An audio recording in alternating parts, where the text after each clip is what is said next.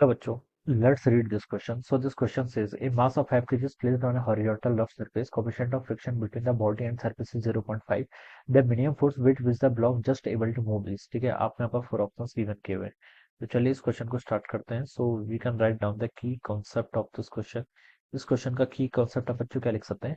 Friction force लिख लीजिए. क्या लिख लीजिए? Friction force. और हमें यहाँ पर मिनिमम बोल रखा है ना उसने. ठीक है, minimum forces with with the block just able to move. Minimum कितना फोर्स लगाना पड़ेगा?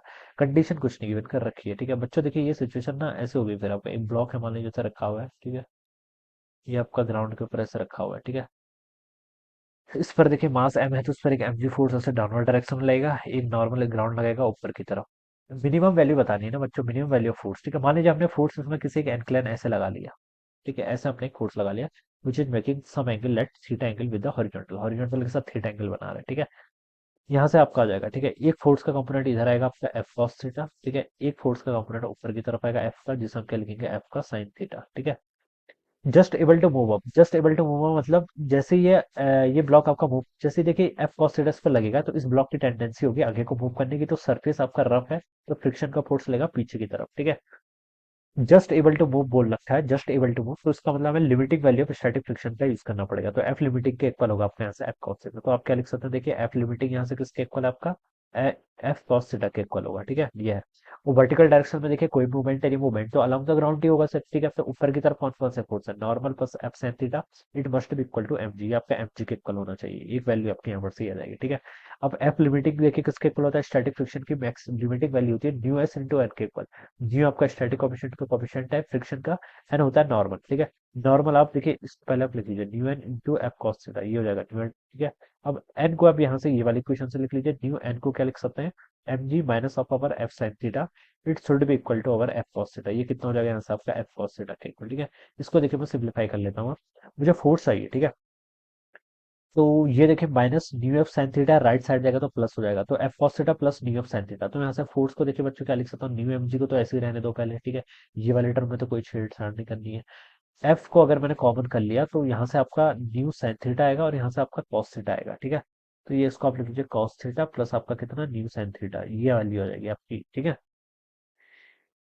एफ को कॉमन कर लेंगे तो ठीक है, ये आ जाएगा. ठीक है, अब मुझे एफ के यहाँ पर देखिए मिनिमम वैल्यू चाहिए. एफ की मिनिमम वैल्यू कब आएगी? जब ये वैल्यू डिनोमिनेटर इसका मैक्सिमम होगा, ये टर्म मैक्सिमम होना चाहिए. क्योंकि देखिए एंगल मैंने थीटा एंगल को इंट्रोड्यूस इसलिए किया था. ठीक है, ताकि मुझे एंगल की डिपेंडेंसी मिले. अब ये थीटा पर डिपेंड कर रहा है बच्चों. देखिए, और देखिए अगर हमने मैथमेटिक्स में पढ़ा है, देखिए एफ थीटा अगर कोई आपको फंक्शन ऐसा गिवन कर रखा है a sine theta plus b sine a sine theta plus b cos theta के इक्वल, और मुझसे पूछा है कि इसकी मैक्सिमम वैल्यू क्या होगी, तो बच्चों इस फंक्शन की मैक्सिमम वैल्यू कितनी होती है? ठीक है, ये तो स्टैंडर्ड रिजल्ट है मैथमेटिक्स का. ये होता है देखिए under root of sine theta के कोएफिशिएंट का स्क्वायर प्लस कॉस थीटा के कोएफिशिएंट का स्क्वायर, ऐसे आता है. ठीक है, इसको डिराइव भी कर सकते हैं. एक बार डिफरेंशिएट करो, फिर डबल डिफरेंशिएट करो, फिर वहां से मैक्सिमम की कंडीशन निकाल के रूट्स निकालो, उसको ओरिजिनल इक्वेशन में रखो, ये रिजल्ट आपका आ जाएगा. ठीक है, तो ये आपको रिजल्ट डायरेक्ट पता होना चाहिए. अगर आपको क्वेश्चन में कभी बोला जाए कि a sine theta b cos theta function दे रखा है, इसके आपको मैक्सिमम वैल्यू बतानी है, तो हम डायरेक्ट इस फॉर्मूले का यूज करेंगे. तो यहाँ पर भी वही करूंगा. मैं इसलिए कर रहा हूँ देखिए, क्योंकि अगर जो इसकी वैल्यू मैक्सिमम आएगी तो इसकी वैल्यू मिनिमम आएगी, क्योंकि इन्वर्सली प्रोपोर्शनल है ना. तो एफ की मिनिमम वैल्यू किसके इक्वल हो जाएगी? यहाँ से आपकी mu m g divided by नीचे वाले की मैक्सिमम वैल्यू, जो कि under root a square plus b square के इक्वल है. ठीक है, sorry, a square b square यहाँ थोड़ा लिख सकते हैं.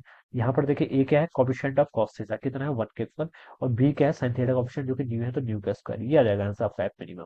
तो उसको देखिए सॉल्व करेंगे तो एफ मिनिमम कितना आएगा? न्यू कितना गिवन गया है क्वेश्चन बच्चों? 0.5 के इक्वल. मास आपका 5 है, तो 5 इंटू कितना? 10 divided by under root of 1 plus 0.5 का स्क्वायर करेंगे तो 0.25 होगा. ठीक है, ऊपर आपका 5 इंटू 5 25 हो जाएगा, divided by under root of 1.25 हो जाएगा. अंडर रूट 1.25 को क्या लिख सकते हैं? Under root 5/4. अंडर रूट 5 इधर रहेगा, अंडर रूट 4 ऊपर जाकर 2 में बन जाएगा. ठीक है, 25 इंटू 2 इतना 50, 50/√5 आना चाहिए. ठीक है, ये आंसर. ओके, ये आंसर नहीं है.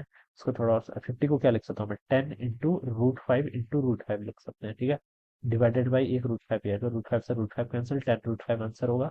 ये भी गिवन नहीं किया हुआ है. √5 की वैल्यू कितनी होती है? देखिए 2.2 का स्क्वायर 4.84 होता है, 2.3 का स्क्वायर 5.29 होता है. तो ये 2.4 समथिंग के